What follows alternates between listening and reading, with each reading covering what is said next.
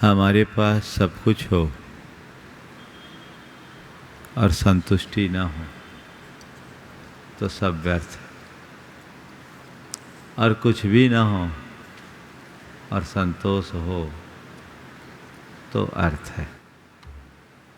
महत्व संतुष्टि का है। हम लोगों ने बचपन से एक कहावत सुनी है, संतोषी सदा सुखी। तो इसे पलटकर हम ऐसा भी कह सकते हैं, असंतोषी सदा दुखी, है ना। जब कभी हम बात करते हैं संतोष की तो हमारा ध्यान प्रायः धन पैसे की लालसा पर चला जाता है, और हम जिस व्यक्ति के हृदय में धन पैसे की प्रबल चाह होती है उसे बड़े लालची की दृष्टि से देखते हैं, और जिसके मन में धन पैसे से ज़्यादा लगाव नहीं होता, हम उस व्यक्ति की पहचान एक संतोषी व्यक्ति के रूप में करते हैं। आपसे मैं किसी संतोषी व्यक्ति की चर्चा करूं, ये आदमी बड़ा संतोषी है, तो आपकी आंखों के सामने कैसा चित्र उभरेगा? ऐसा ही ना, जिसको ज़्यादा लोभ लालच नहीं है, धन पैसे से ज़्यादा आसक्ति और लगाव नहीं है, सीमित साधनों में अपना काम चलाने वाला है, बड़ा संतोषी, ऐसा ही ना निकलेगा? निश्चित। संतोषी व्यक्ति के जीवन में ये बातें होती है, लेकिन संतोषी होने का मतलब केवल धन पैसे तक से दूर रहना नहीं है। संतोषी होने का असल मतलब अपनी स्थिति में प्रसन्न रहना, हर हाल में मस्त रहना, अपने जीवन और जीवन की व्यवस्थाओं में किसी प्रकार की शिकायत का न होना, ये एक संतुष्ट व्यक्ति की पहचान है। और जब तक हमारे अंदर ऐसी संतुष्टि नहीं होती, जीवन का मजा नहीं होता, और जिसके हृदय में ये संतुष्टि होती, उससे ज़्यादा किसी को मजा नहीं होता। आप अपने अंतर मन में उतर करके देखिए, क्या आवाज़ आती है। कुछ पल के लिए अपनी आंखें बंद कीजिए, सभी लोग एक प्रयोग कीजिए, अपनी आँखों को कुछ पल के लिए बंद करके देखिए, और जो मैं कह रहा हूँ वैसा विचार कीजिए, आंखें बंद कीजिए। क्या आप अपने जीवन से पूरी तरह संतुष्ट हैं? अपने मन में सवाल कीजिए, झांकिए, क्या मैं अपने जीवन से, अपने जीवन की व्यवस्थाओं से संतुष्ट हूँ? क्या मेरे मन में कोई शिकायतें नहीं हैं? किसी से मुझे कोई शिकायत नहीं है? मैं अपनी स्थिति में प्रसन्न हूँ, खुश हूँ? क्या उत्तर आ रहा है? बोलो। नहीं है ना? नहीं है। सवाल क्यों नहीं है?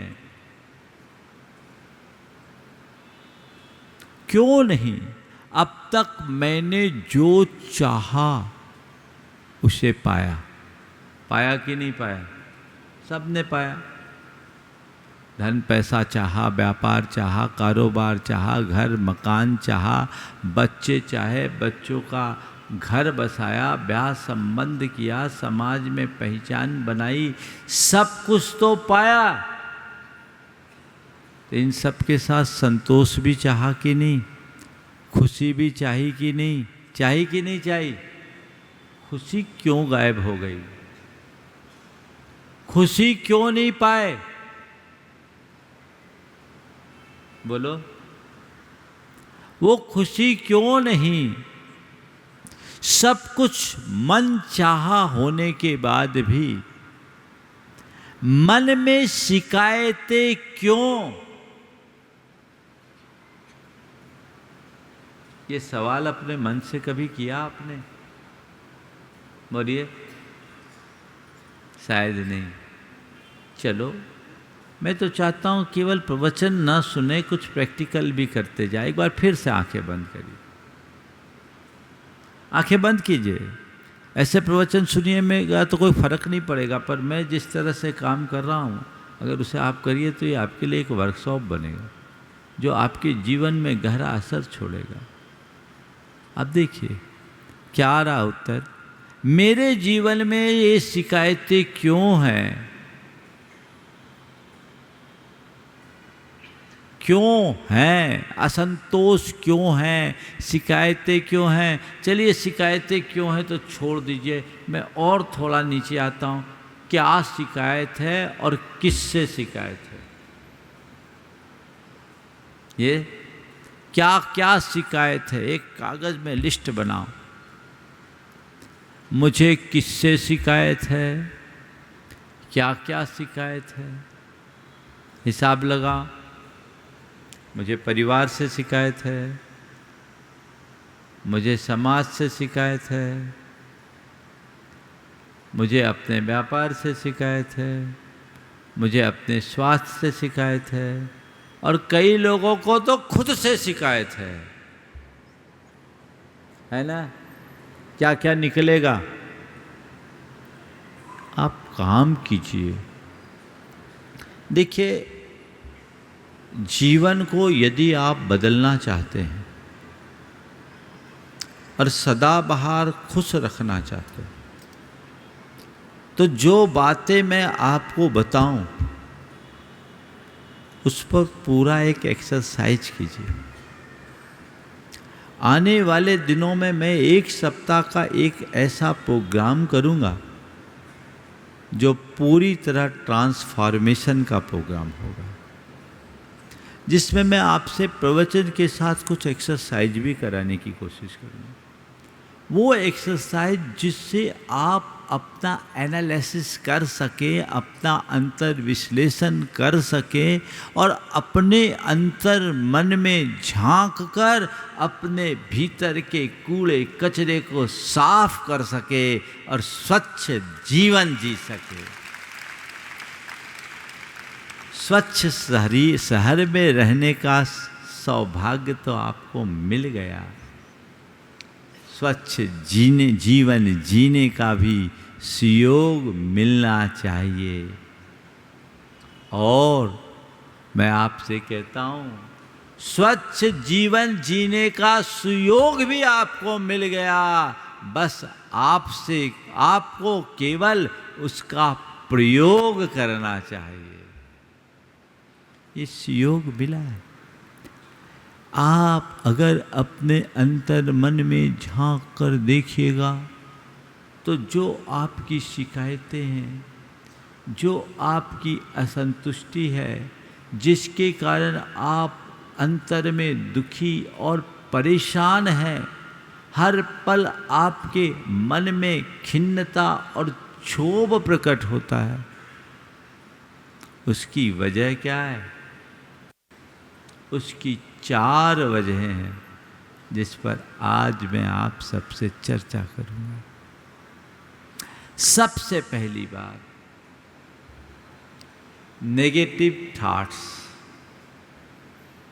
नेगेटिव थिंकिंग, नेगेटिव एटीट्यूड,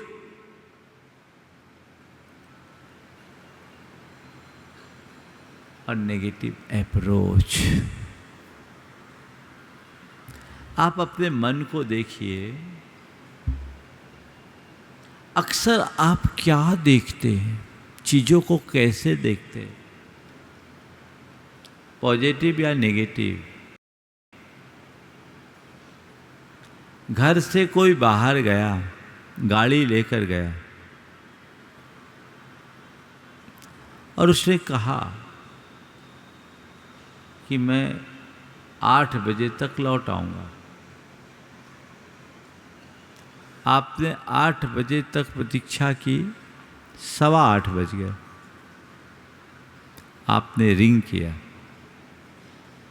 घंटी पूरी गई और फोन कॉल रिसीव नहीं हुआ। अब बोलो अंदर में क्या शुरू होता है? हाँ, वहां कॉल रिसीव नहीं हुई, भीतर कौन सी बेल बजने लगी? हाँ, क्या कुछ हो तो नहीं गया? यही आएगा ना, कुछ गड़बड़ तो नहीं हो गया? अरे क्या बात हो गई? लगाओ, फिर लगाओ कॉल, फिर कॉल पर कॉल, फिर कॉल पर कॉल, फिर कॉल पर कॉल। अब आप बेचैन हो उठोगे, एकदम कोई रिस्पॉन्स नहीं। 2-4 से पूछो क्यों भाई, उसको देखे थे, कहाँ थे, वहाँ गया था, मिला नहीं मिला। आप परेशान परेशान होगे कि नहीं? हाँ, और 8 बजे आने वाला व्यक्ति 10:30 बजे आया। आप बदहवास से उसका इंतजार करे, आया, देखे, अरे आगे ठीक तो हो तुम? हाँ, कितना फोन लगाया तुमने, कोई रिस्पॉन्स ही नहीं किया।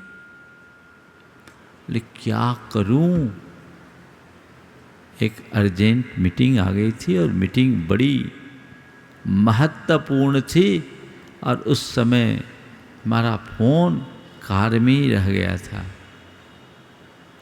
मैं तुम्हारे फ़ोन को रिसीव नहीं कर पाया, देख नहीं पाया, लेकिन आज जो मीटिंग हुई बड़ी सार्थक हुई। आज हम एक बहुत अच्छी डील करके आए और चूंकि मैं लेट हो गया था तो सीधे गाड़ी लेकर यहाँ आ गया, क्योंकि सोचा तुम लोग चिंता कर रहे हो। अब सामने वाले ने तो अच्छा काम किया और आपके दिमाग ने क्या करामात दिखाया? बोलो क्या हो गया? हुआ नेगेटिव। उस घड़ी आपके मन में ये बात क्यों नहीं आती कि जरूर कोई विशेष बात होगी, आ जाएगा, लौट आएगा, कोई बात नहीं, कोई जरूरी काम पड़ गया और कोई स्थिति हो गई होगी, आ जाएगा। लेकिन अमूमन लोगों के मन में उल्टे ख्याल आते हैं कि नहीं आते? क्यों? हमारे संस्कारों में उल्टी बातें भरी हुई है, इसलिए उल्टे उल्टे ख्याल आते रहते हैं। एक ही संदर्भ में नहीं, जीवन के हर संदर्भ में व्यक्ति चीज़ों को उल्टे नज़रिए से ही देखता है।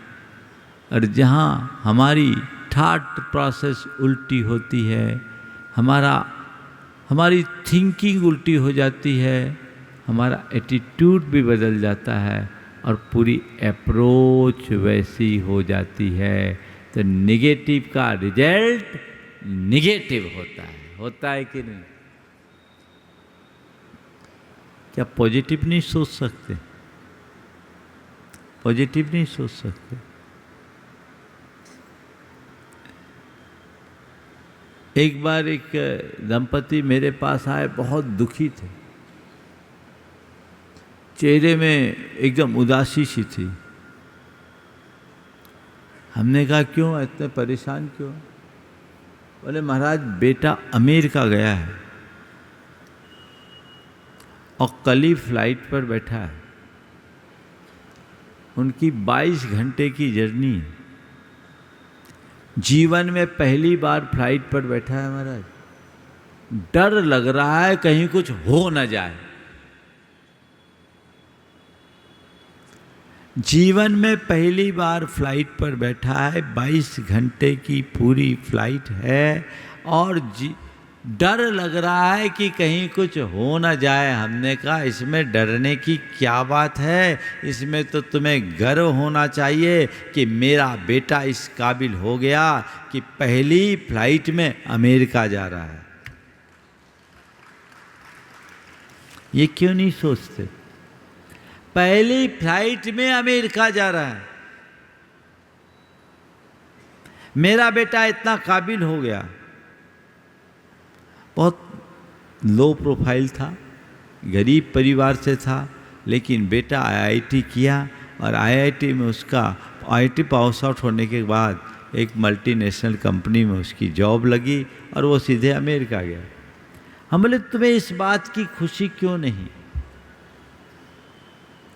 कहने का तात्पर्य ये है, जिन प्रसंगों के प्रति आप नेगेटिव अप्रोच रखोगे, जिन व्यक्तियों के साथ आप नेगेटिव अप्रोच रखोगे, जिन व्यवस्थाओं में आपकी नेगेटिविटी रहेगी और जिन स्थितियों में आप में नेगेटिविटी रहेगी, उनमें आप कभी प्रसन्न नहीं रह सकोगे। तो क्या करना है? सदा बहार अपने आप को संतुष्ट और प्रसन्न बनाए रखना चाहते हो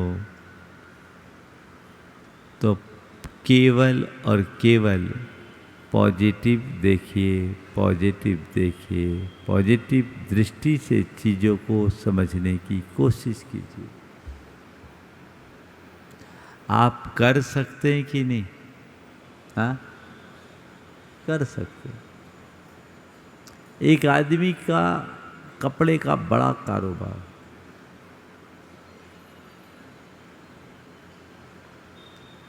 बेहिसाब चलने वाली दुकान, उसके पड़ोस में एक दूसरी दुकान खुल गई, पड़ोस में दूसरी दुकान खुल गई। अब अपने बाजू में जिस दिन से शोरूम बनने का काम शुरू हुआ, बेटे की धड़कन बढ़ने लगी।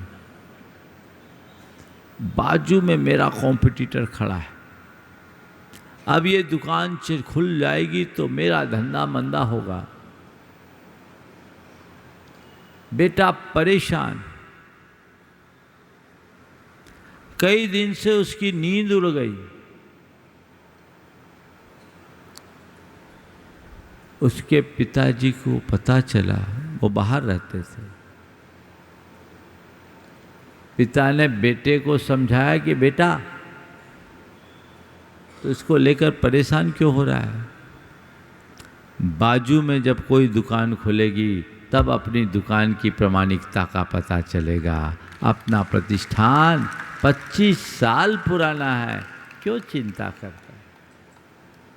उसके लिए कोई चिंता मत कर। जितनी दुकानें खुलती है उतने ग्राहक भी बढ़ते हैं।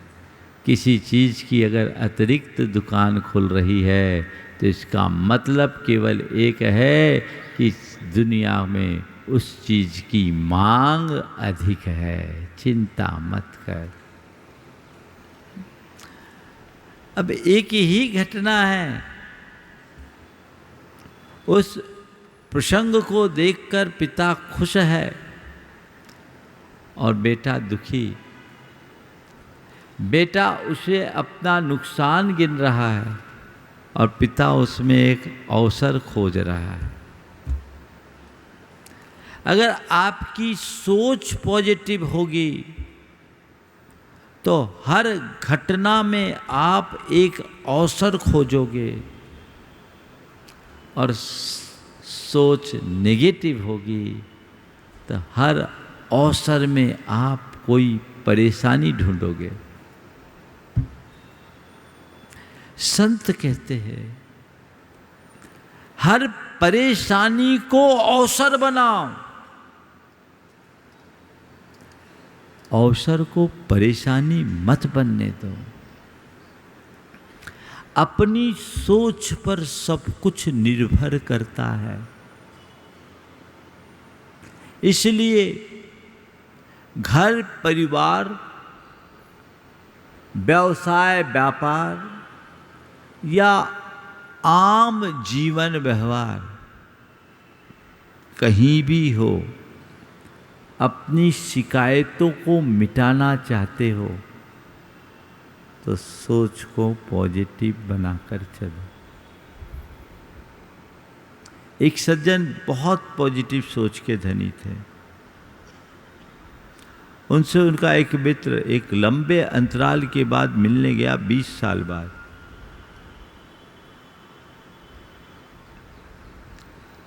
घर में गया, मिला तो उनका 22 साल का बेटा था। वो अर्ध विक्षिप्त सा था। उससे पूछा, तुम्हारा नाम क्या है?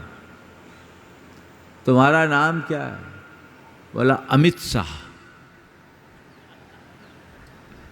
नाम क्या? बोला, अमित शाह। समझ गया लड़का एबनॉर्मल है। बातचीत के क्रम में पूछा, ये कौन है? बोला, बेटा। बोले, क्या बात है, इसकी तबीयत खराब है क्या? इसकी तबीयत खराब है क्या? नहीं, पहले से ठीक है। क्या बात है, इसकी तबीयत खराब है क्या? बोले, नहीं, पहले से ठीक है। बोले, मुझे तो बड़ा एबनॉर्मल लगता है। बोले, क्यों? बोले, अभी मैंने उससे उसका नाम पूछा तो बोला अमित शाह। अपना नाम अमित शाह बताया। मैंने इसका नाम पूछा तो इसने अपना नाम अमित शाह बताया। बोला, इसलिए तो मैं कह रहा हूँ पहले से ठीक है, क्योंकि कल तक ये अपना नाम नरेंद्र मोदी बोलता था।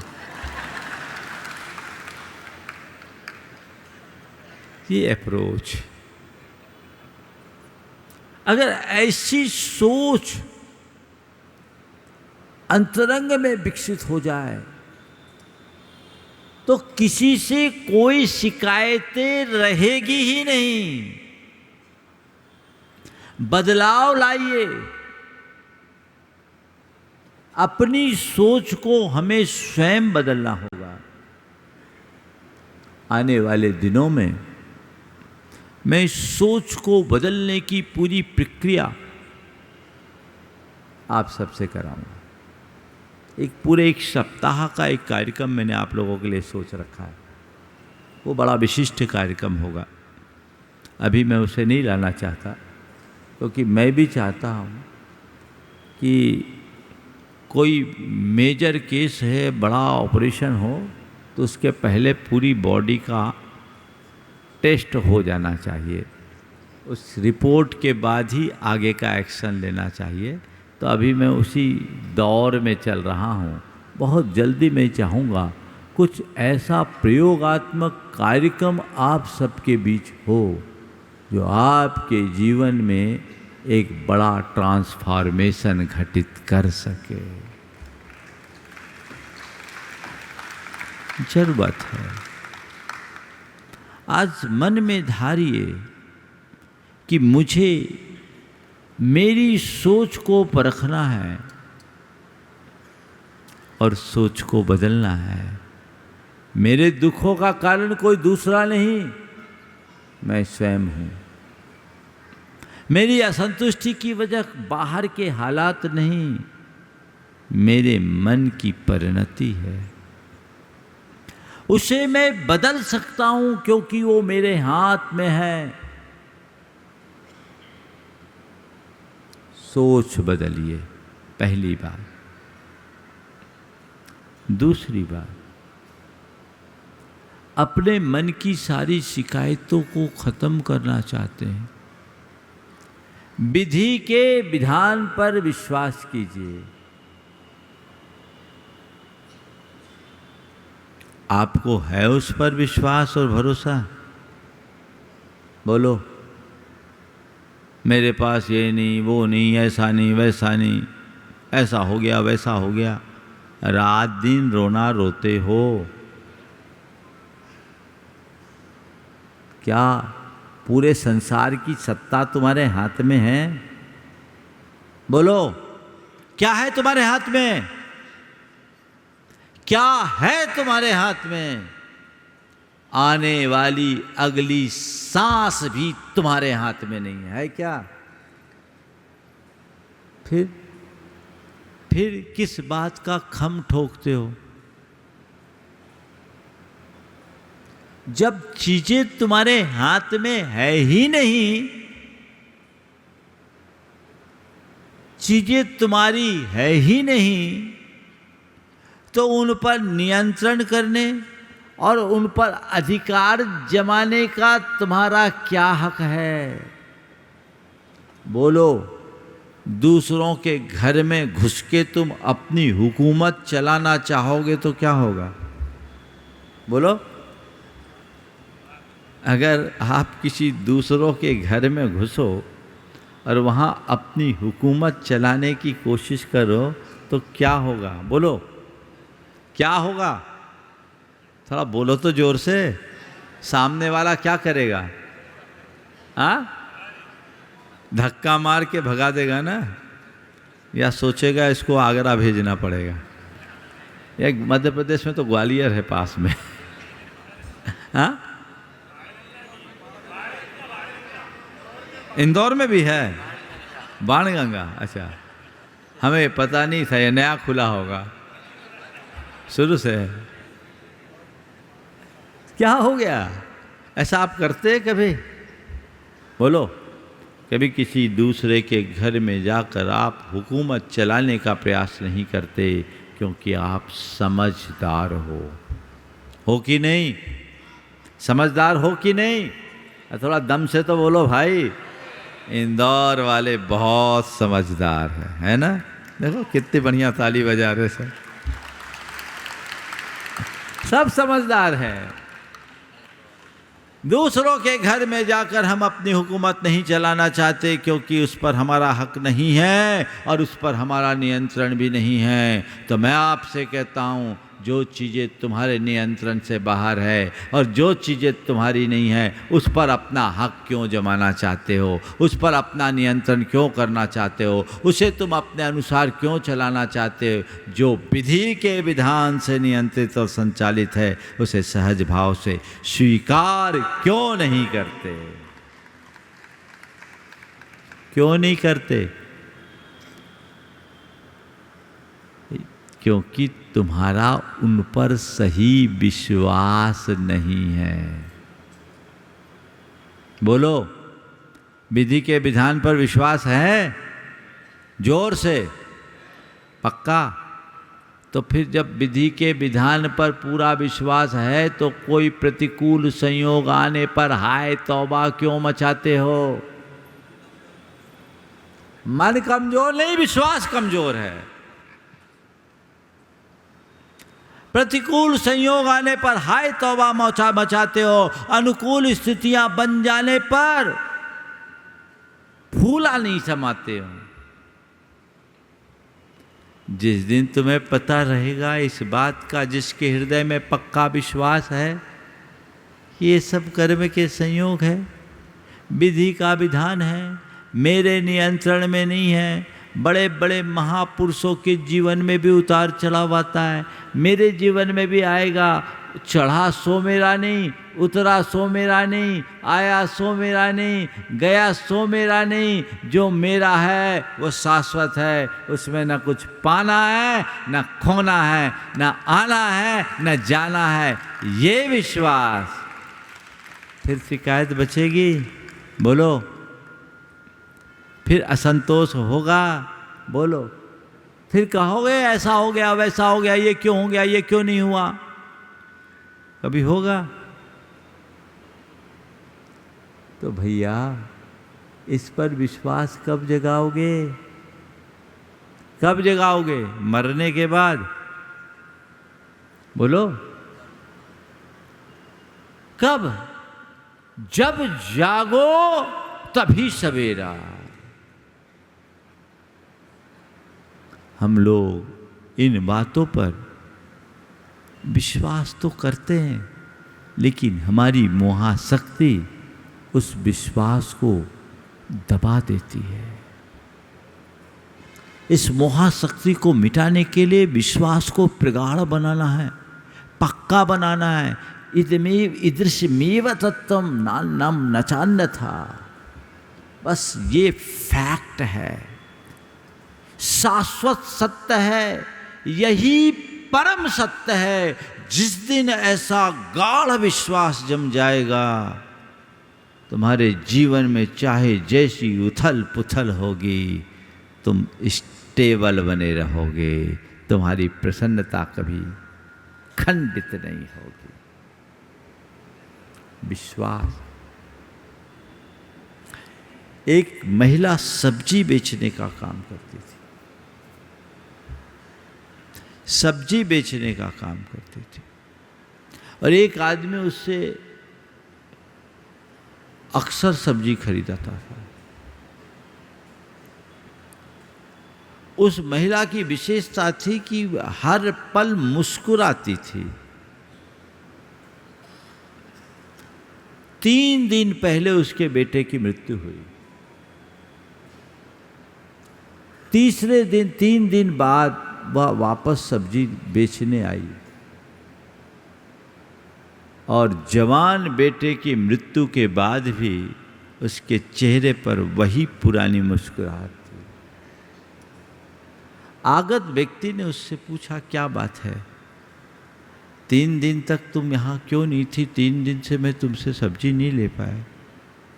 उसने कहा, क्या बताऊं, मेरे 25 साल के जवान बेटे की सांप काटने से अचानक मृत्यु हो गई, इसलिए मैं 3 दिन आ नहीं पाई। सामने वाले को बड़ा आश्चर्य हुआ कि ये मैं क्या देख रहा हूं। 3 दिन पहले जिसके जवान बेटे की आकस्मिक मृत्यु हुई, फिर भी तुम्हारे चेहरे पर वही मुस्कुराहट, इसका राज क्या है?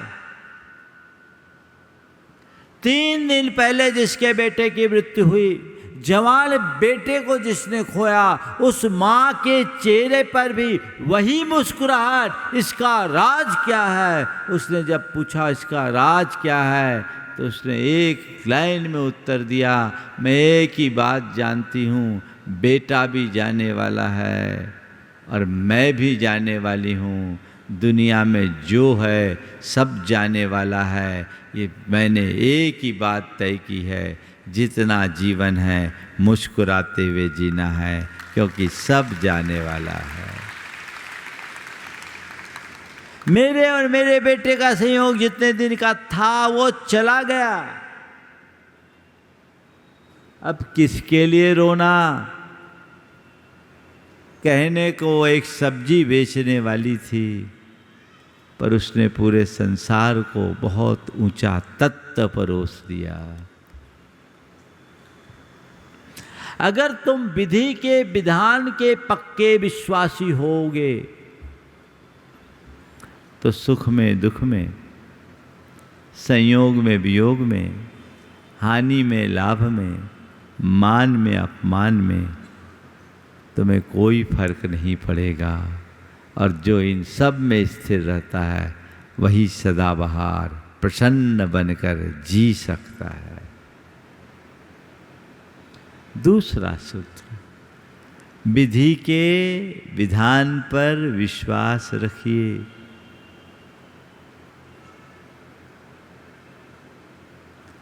गाढ़ विश्वास, पक्का विश्वास। कुछ भी हो जाए, आप स्थिर बने रहोगे। इस विश्वास से आपके भीतर वो पराक्रम प्रकट होगा जो आपके जीवन में एक नया रंग घोलेगा। इसे आपको अपने अंदर जागृत करना है।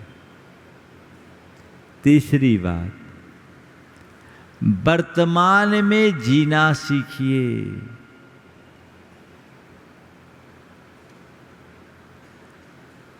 अतीत की स्मृतियों और भविष्य की कल्पनाओं से बचिए।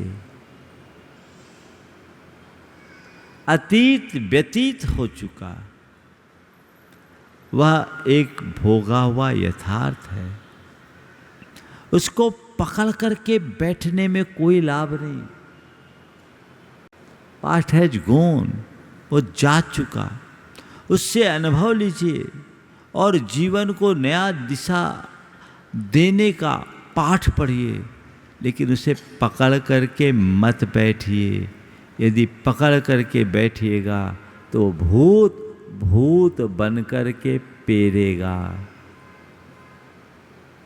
आप अनुभव कीजिए अतीत की कुछ बातें जब मन मस्तिष्क में हावी हो जाती है तो कितना परेशान करती है। परेशान करती है कि नहीं? हाँ, करती है।